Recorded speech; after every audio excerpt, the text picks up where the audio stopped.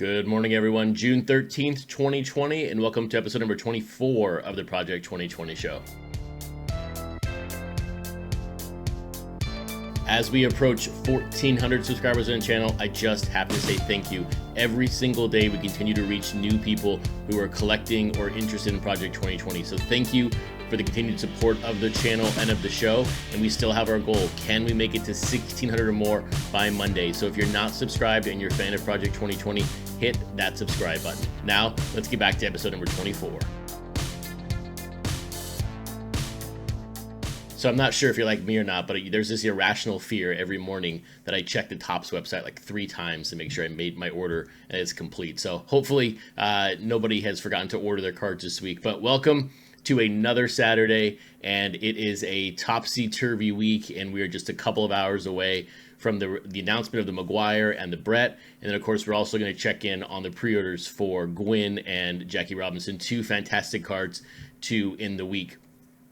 But when you look back at yesterday's show and you look at sort of the topics overall this week, yesterday really threw us for a loop. The Ripken performance was just off the charts, and we're going to break that down. We're going to talk about it. It's going to give us some interesting perspective going forward when you think about the artist and their cards. The numbers were just, to me, off the charts, and I shared a little bit on Twitter yesterday around a graph, and we're going to dive deeper into the last 15 cards. We're going to dive into the top 15 overall, in the set. So we're gonna do a lot of diving into this number because to me it didn't make sense, and it's about what can this card tell us for the future when it comes to print runs, the artists, and their cards.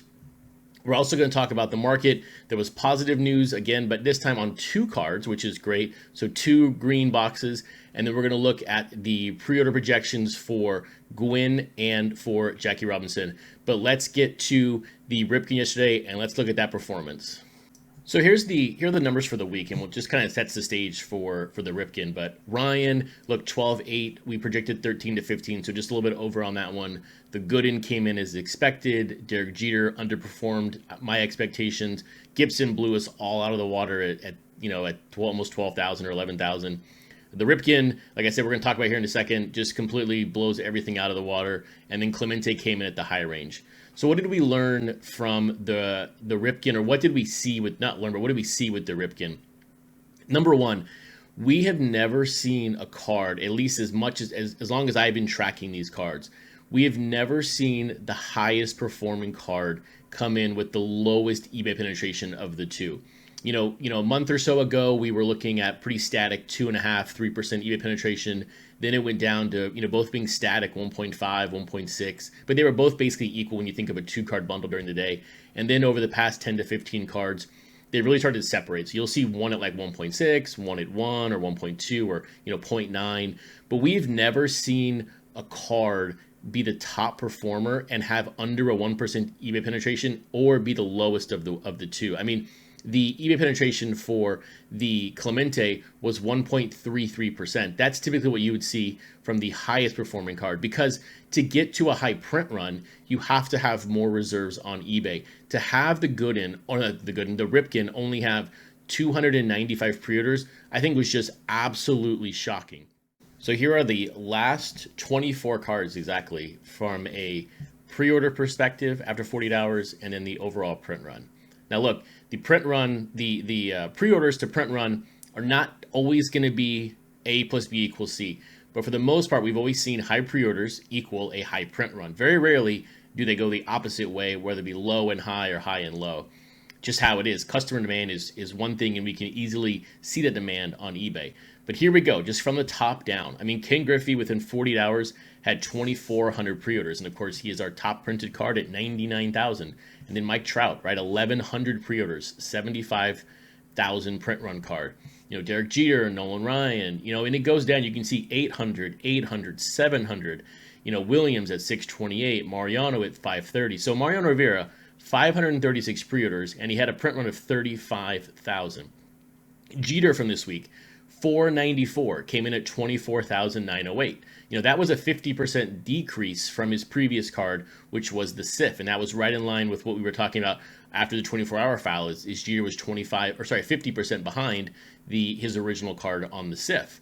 Then you get down to Mattingly at 427, McGuire, and then you see boom, Ripken.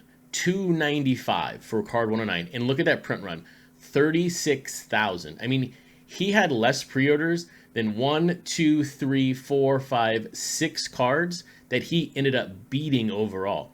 And if you look at Jackie Robinson, from card 98, he had 274 pre-orders, and that was at 20,000 print run card. So although I have said numerous times that the bin baller cards are the hardest to predict because he's had the lowest eBay penetration, this one is just out of the park different. I mean, this one is so shockingly different because when you think about pre-orders to print run, it doesn't even line up. His numbers lined up with my projection at 22 to 25.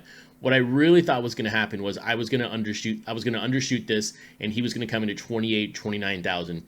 I wasn't sure. I didn't think he was going to come in on the low end, but I really thought he was going to come in over my projection, over 25,000. But now let's take a look at the top 15 cards and see where his penetration compared to those cards. So now we have on the screen the top 15 printed cards, their print run, and their eBay penetration. Well, not penetration, but their total reserves on eBay. So it starts at the top. Look, Griffey, 2,300 pre-orders, and the top selling card that was on the last list. No surprise there. But what you can see is a gradual decline of pre-orders to print run, because as we talked about at the beginning, to have a high print run, you need a lot of pre-orders because you need the customer demand.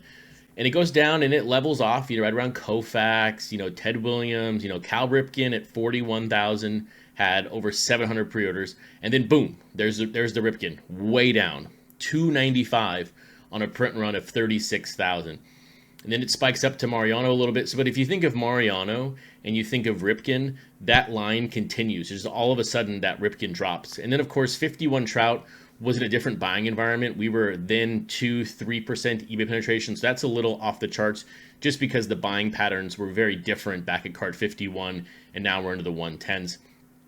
But then it picks up again at Gwynn at 95, Mattingly, Gooden, and then of course the Jeter was a little bit. Jeter to me still underperformed versus where he was with the pre-order. So that was really interesting to see how bad Jeter underperformed overall, but still made the top 15. But if you just look at that line and you can connect them, and when you go from Ripken from 92 to then Gwynn at 95, that line continues through. So I mean, to see 295 yesterday and to see him put up 36,000 was just amazing. And I think it speaks to two things. Number one, we are now in a collector mindset with this set. I think the artists are recognizing that people are collecting this set heavily. I don't know how much juice there is right now from a flip perspective outside of the low printed cards. It's too hard to say right now. I'm going to be working through the numbers today and talk about that on tomorrow's show as far as what ceilings are at the moment, and really rework my pricing graphs if possible. But I think, number one, we're in a collector mindset, and artists are recognizing that. And what does that mean? If we were to look at the Topps.com books in a sense of this card, are we going to see massive orders out there, right? Did Ben Baller pick up 4,000 to 5,000 or 3,000 to then sell his autographs in the future for his collection? Who knows, right? The artists are doing that. I mean, Jameson purchased 1,000 Trouts and is now selling them as autographs. That's what they should be doing, and I've mentioned this before. This is a good thing about this, but we're fighting the battle right now, especially as the print runs get reduced, is if an artist does this, right, buys a couple thousand cards, it really throws the print run way out of whack, and now it creates an artificial high number, but then also crushes demand again from the perspective of everybody thinks, well, these cards are continuing to overprint. So it's a balancing act right now, but look, more power to the artists. But I think at the end of the day, the only way to get to 36,000 when you only have 200 plus pre-orders is to have massive orders on Topps.com in a large format. The demand was not there for that card, but look at where it finished, in the top 10. So we will see if this trend continues. This video will age well or age bad when it comes to the next 100 cards, when it comes to top performers. We will find out, and that's the beauty of the set. It changes every single day. Now, let's get to the pricing yesterday, and let's get to the pre-order projections or print run projections for the cards today and tomorrow. Also, if you're thinking or asking where do all these graphics come from or the numbers, please check out the website, crtsportscards.com. Go to my Project 2020 page, and it has everything there for you. And you can quickly reference any number that I talk about here on the show. So when it came to the first player card yesterday, look at that, 2 green boxes, and again led by Mr. Cartoon and his Clemente. We all know that the demand for that card. It's up right now, but it was good to see that card end up. Although it was only one sale, but $525 versus an average over the past 9-10 days of $400. So it's good to see. Also, the good end, $780. Look, the average was $779. It's one sale there again, but maybe that card is leveling off. Maybe $780 is the demand for a print run. I mean, that's one of the lowest print run cards. Actually, it's the lowest print run card out there. So, we'll see how it happens. But when you look at the market overall, the volume ticked up again yesterday. I know I sold quite a few cards yesterday, but nothing more than, I think, $32. A lot of low dollar, $29, $28 sales. But look, it's kind of messy on the screen right now, but basically the volume stayed the same, or not the volume, but the average pricing stayed the same. So kind of an even day for the market overall. And like I said earlier, I'm gonna go back and try to rework these graphs and try to make them a little better for card numbers, but I'm having a little bit difficulty doing that just from the way that Terapeak works, but I'm going to try to see what I can do going forward. But now let's look at pre-orders for today and for tomorrow. So we're about an hour away from the ending buying period of the McGuire and the Brett. And look, I'm sticking with my ranges. Look, the Mark McGuire came in at 162. I had a target of 160 for 40 hours. So very nice to see that basically be on the dot. And then of course the Brett came in at 111. My goal was 110. Now, where are these going to fall in these ranges? I really think on the McGuire, if I miss, I'm going to miss low. I think it's going to be 13, 14,000, maybe 12,000. It's really hard to say, but I think if there's a miss here, it's going to be, I'm going to undershoot this one, and it's going to be that 14 range. I don't think it touches 15. I just don't think it has the juice right now. I love that card. I think it's a fantastic looking card, but as I was recording that episode, I was reading the comments on Twitter, and people were like not liking this card, so I find that kind of interesting. So we'll see, but if the miss there, it's going to be on the fact that I didn't project enough sales on the back end. Now on the Brett, I really think it's going to fall in that 7,000 to 8,000 range. I know there's a little more positive publicity for this Old Man Allen card, but we'll find out. I don't think it touches 10. I think that's going to be on the low end of this scale, but we will find out. Now let's look at the two cards that are releasing tomorrow. So here we are, Tony Gwynn and Jackie Robinson. A fantastic way to end the week, but where do we stand after 24 hours on pre-orders? Tony Gwynn comes in at 67 pre-orders, which to me is surprisingly low. Matt Taylor, love him, hate him, I thought his demand was picking up. So to see him only at 67, that was surprising. Jackie Robinson, 156. No surprise there. There is a lot of good publicity around this card, and this card I think is just amazing Jackie Robinson interpretation. So really good to see that one perform, but really surprised to see the Gwynn underperform at only 67. Now, where do I think they're going to land after 48 hours? So tomorrow morning, I would expect them to see the Gwynn at 115 and the Jackie Robinson at 230. So print run ranges here, I think the Gwynn is going to be that 10 to 13 range when it comes to based on his pre-orders right now. I just don't think he gets to 15 or 16. I think he's going to fall right in that sweet spot of 10 to 13 right now. But that Jackie is going to be the performer of the two, and that's going to pop up at 18 to 21,000 when you look at that card overall. So I'll be very happy to see that one over 20,000. There's good things about that card. That's a card that should sell well. But again, there's not going to be much of a resale market on that card when you're over 20,000. It's going to be a $30 card. But let's look at some pricing for these two cards real quick. So on Tony Gwynn, there's basically no range here. So there is the 31,000 performing F dot, which is about an $18 card right now, which isn't even out yet. And then you have the 3.3 thousand vids at $48. Look, so if this card comes out 10,000 range, it's going to be very simple where we are right now, 25, $30. I don't think the cards are moving off that range. I think that's where all these cards are going to be at. And then you look at Jackie Robinson, his only one that really matters here is the vids at 20,000.